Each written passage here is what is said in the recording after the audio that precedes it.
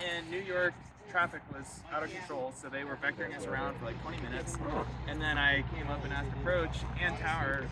I asked them what the max airspeed that I could come in at and the max altitude and the lowest altitude. And they said 2,000 feet for altitude and 350 knots for airspeed, which is unfortunate because when I come back and land every day at home, we can usually go a little bit lower than that. But at the air show, we'll on a good show for you guys. Where are you from? I'm from Colorado Springs originally, but the Jets where I'm stationed at right now is Lemoore, California. Oh, Cali. Yeah, but yeah, what's up? He's looking at the vertical end, Jay. I know usually they push Sure state. Yeah, it's definitely not New Jersey. Sorry, I don't mean to offend anybody. You said California is that's definitely not New Jersey. What could that be? Kind of fair. Yeah. Dude, it's confidential. You can't tell. Yeah, it's confidential. Let me ask you, sir. How do you play 10? How do you go fly airplanes? This is the most advanced fighter jet that's ever been created. It feels like when you fly it. I flew the F-18 Super Hornet for 5 years before flying this, and I've been flying this for the last 3 years. It is. Yeah. Wow. And more importantly, like the war-fighting capabilities of this thing are. We were all just talking, what we know at least from online, and just know he was just telling me a little bit about it, like the technological capabilities of this thing and the radars and the enhancements. It's eye-watering, yeah. Really? Yeah. The Super Hornet's great, and the warfighting capability with that was great, but this thing is on another level. Now, So. I'm sure you can't tell us some stuff, but the headgear, the headset you wear, when you're looking at, like, what do you see through?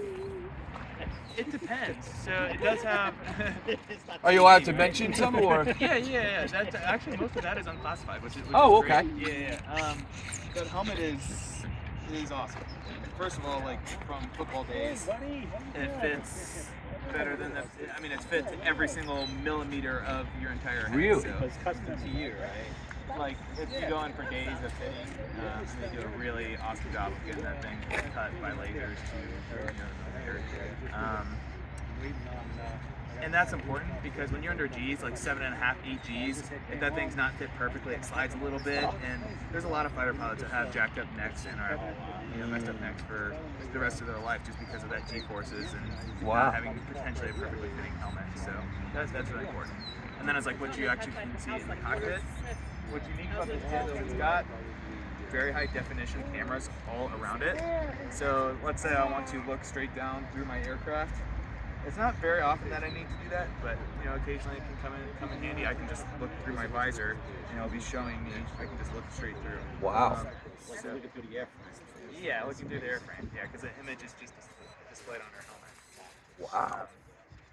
And then if a missile were to get launched at us, those same cameras pick up that missile and displays it on our helmet where we track it coming in. So it's an incredible piece of technology, and the jet as a whole has been eye-watering and great for me. There are no two-seater F-35s. Yes. Wow. And so that my actual job, like I do these air shows a year, not very many.